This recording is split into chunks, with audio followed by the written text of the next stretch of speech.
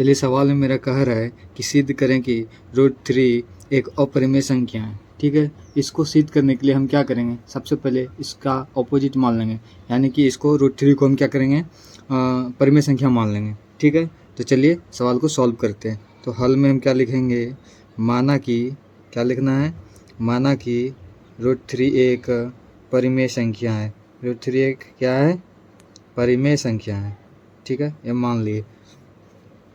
जब √3 एक परिमेय संख्या है तो हम इसको लिख सकते हैं p/q के रूप में, क्योंकि परिमेय संख्या का डिफिनेशन क्या होता है, वैसी संख्या जिसको हम p/q के रूप में लिख सकते हैं। तो हम √3 बराबर p/q लिख सकते हैं। ठीक है, और जहाँ पे क्या होता था p और q, जहाँ पे p और q जो है, p और q जो है क्या होता था, कोई पूर्णांक होता था, कोई पूर्णांक है तथा q is not equal to 0 होता था।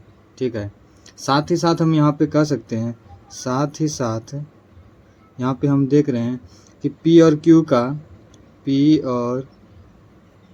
q का एक के अलावा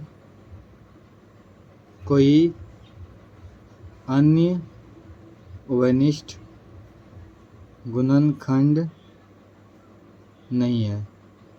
ठीक है, यानी कोई एक के अलावा कोई अन्य उभयनिष्ठ गुणनखंड नहीं है। कहने का मतलब है कि p और q जो है क्या है, सअभाज्य संख्या है। ठीक है, सअभाज्य संख्या वैसी संख्या होता है जो सिर्फ एक से कटे, दो संख्या जो जिसका जो HCF होता है वो एक हो।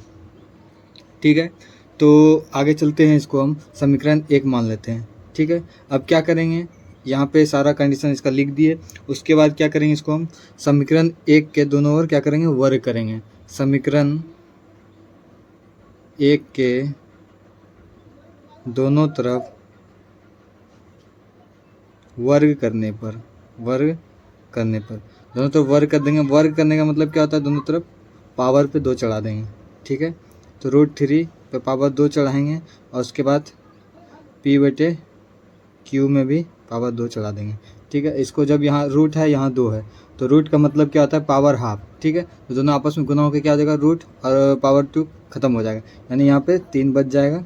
ठीक है, बराबर में p²/q² हो जाएगा। ठीक है, यहाँ तक हो गया। उसके बाद क्या करेंगे हम, यहाँ पे कुछ नहीं है तो 1 है, कुछ नहीं है तो यहाँ पे 1 हो जाएगा अपने आप। ठीक है, किसी भी संख्या के नीचे 1 हर में छिपा हुआ रहता है। ठीक है, अब यहाँ पे इसका तिर्यक गुना करेंगे। ठीक है, यानी कोना कोनी गुना कर देंगे। तो यहाँ पे मेरा 3q² हो जाएगा बराबर p² हो जाएगा। ठीक है, इसको हम क्या मान लेंगे, समीकरण 2। यहाँ पे हम क्या देख रहे हैं, p² जो है, p² के गुणनखंड में 3 आ रहा है। ठीक है, यानी तो हम कह सकते हैं इसको कि p² जो है क्या, 3 से विभाजित हो रहा है, 3 से विभाजित हो रहा है। ठीक है, जब 3 से p² विभाजित हो रहा है तो 3 से p भी विभाजित होगा। ठीक है, तो यहाँ पे हम फिर लिख सकते हैं, इसीलिए p भी 3 से विभाज्य होगा। तो कैसे होगा, तो परिमेय 1.3 से। ठीक है, एक आपके बुक में परिमेय है 1.3, जिसमें ये कहा गया है कि अगर p² किसी संख्या से विभाजित हो रहा है तो p भी उसी संख्या से क्या होगा, विभाजित होगा। ठीक है, यहाँ तक हम लोग देख लिए। उसके आगे हम क्या करेंगे, यहाँ पे p भी 3 से विभाज्य हो जाएगा। तो फिर इसके बाद हम क्या लेंगे, अब p बराबर 3m, कुछ भी ले सकते हैं आप, 3m या कुछ भी, इसके m n o p कुछ भी ले सकते हैं, उससे कोई दिक्कत नहीं। ठीक है, जहाँ पे p बराबर इतना 3m लेने पर, ठीक है, जहाँ क्या है, जहाँ m कोई क्या है, m कोई पूर्णांक है। ठीक है, लिख दिए यहाँ पे। उसके बाद p बराबर समीकरण सेकेंड में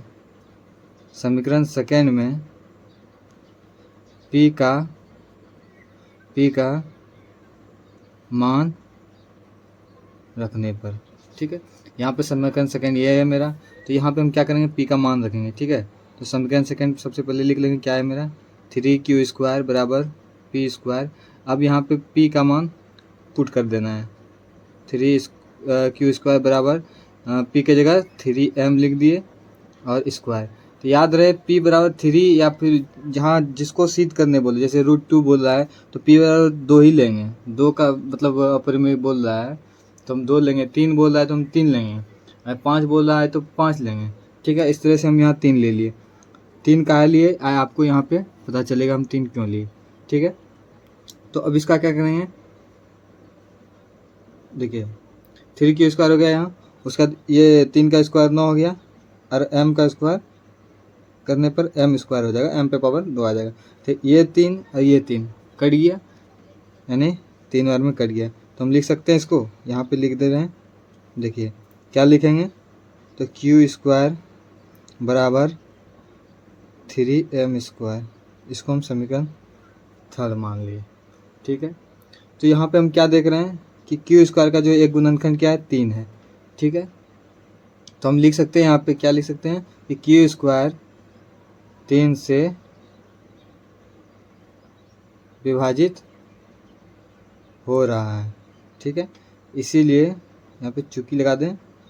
ठीक है, चूंकि q² 3 से विभाजित हो रहा है इसीलिए q भी 3 से विभाजित होगा।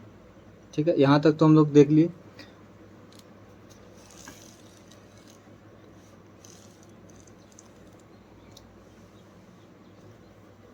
देखिए यहाँ तक देखने के बाद हम लोग क्या माने थे पहले कि इस प्रकार हम देखते हैं, आगे हम कह सकते हैं कि इस प्रकार हम देखते हैं, इस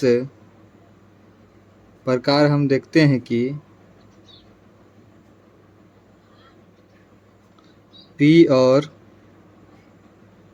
Q का एक के अतिरिक्त, एक के अलावा अन्य उभयनिष्ठ गुणनखंड